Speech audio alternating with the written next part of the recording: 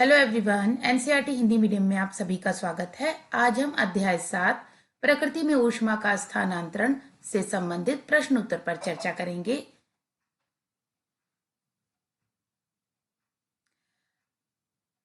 Hello everyone, NCERT Hindi medium में आप सभी का स्वागत है। आज हम अध्याय 7 प्रकृति में ऊष्मा का स्थानांतरण से संबंधित प्रश्न उत्तर पर चर्चा करेंगे।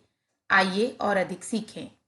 प्रश्न 1, प्रत्येक के लिए एक सही विकल्प चुनिए।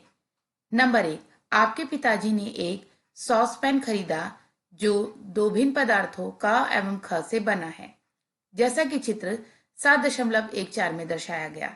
पदार्थ क और ख के निम्नलिखित गुणधर्म हैं। क और ख दोनों ऊष्मा के सुचालक हैं। क और ख दोनों ऊष्मा के कुचालक हैं। क ऊष्मा का सुचालक है और ख कुचालक है।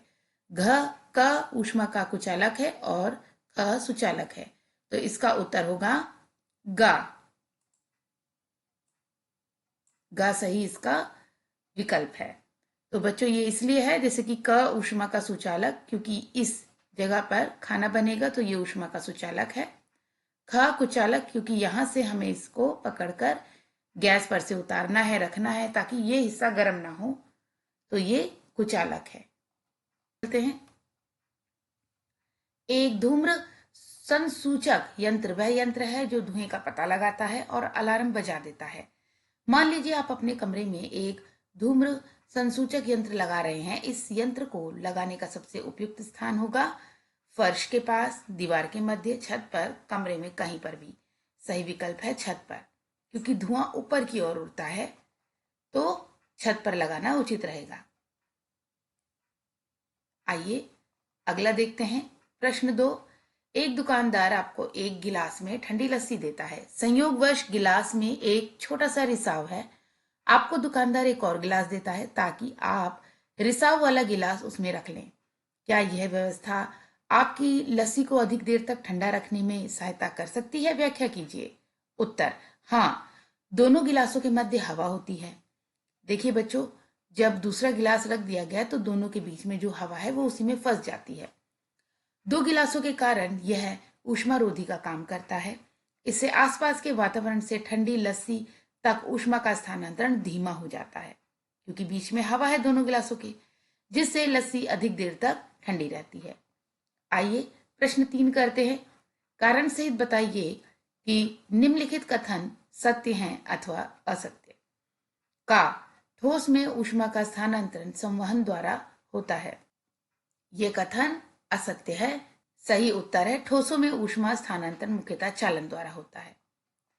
फिर है ख, चालन में ऊष्मा का स्थानांतरण कणों की वास्तविक गति के द्वारा होता है।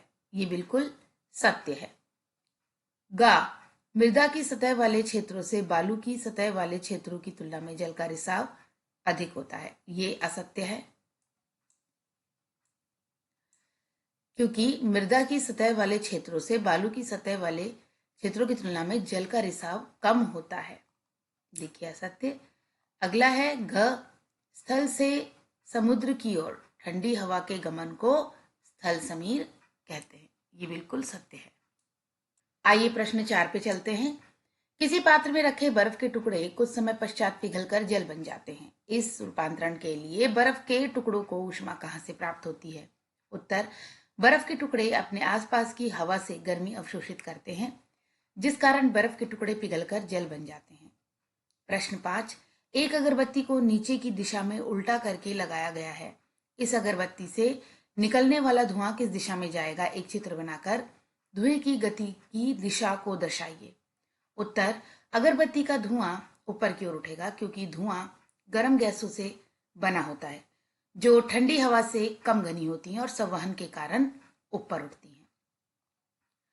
तो बच्चों इसका चित्र आप अपने हिसाब से बना सकते हैं। इस प्रकार आप एक अगरबत्ती बनाइए, उसका स्टैंड बनाइए और इस तरीके से धुआं उड़ता हुआ उसमें से आप दिखा सकते हैं। छठा, चित्र 7.16 में दिखाए अनुसार जलयुक्त परख नलियों को एक मोमबत्ती द्वारा समान समय तक गर्म किया जाता है। चित्र 7.16 का अथवा चित्र 7.16 ख में दिखाए गए दोनों तापमापियों में से कौन सा अधिक तापमान मापेगा और क्यों? ये देखिए, दो तापमापी हैं, दोनों ही टेढ़े हैं और एक नीचे से गर्म हो रहा है और एक मध्य से। चलिए देखते हैं उत्तर।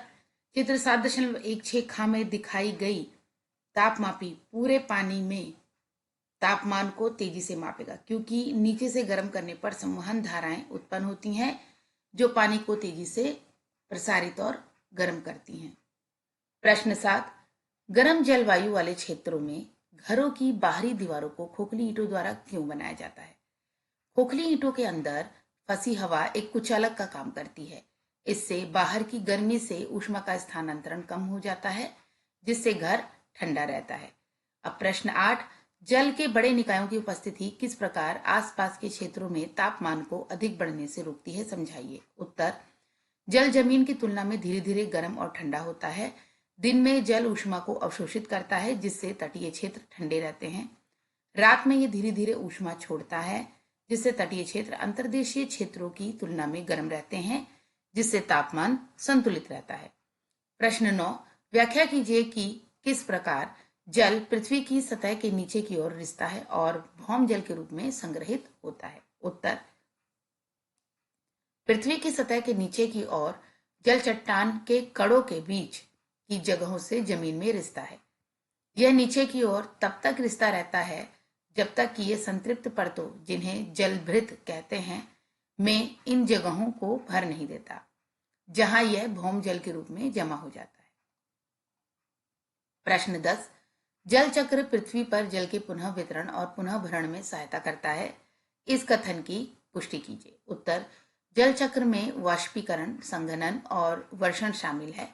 यह प्रक्रिया महासागरों, झीलों आदि से जल को वायुमंडल में पहुंचाती है और फिर वर्षा के माध्यम से इसे भूमि और समुद्र में वितरित करती है, जिससे नदियां, झीलें और भौमजल पुनः भर जाता है। तो बच्चों, हमने इस अध्याय से संबंधित प्रश्नोत्तर पर चर्चा कर ली है। मिलते हैं नेक्स्ट वीडियो में। Good bye.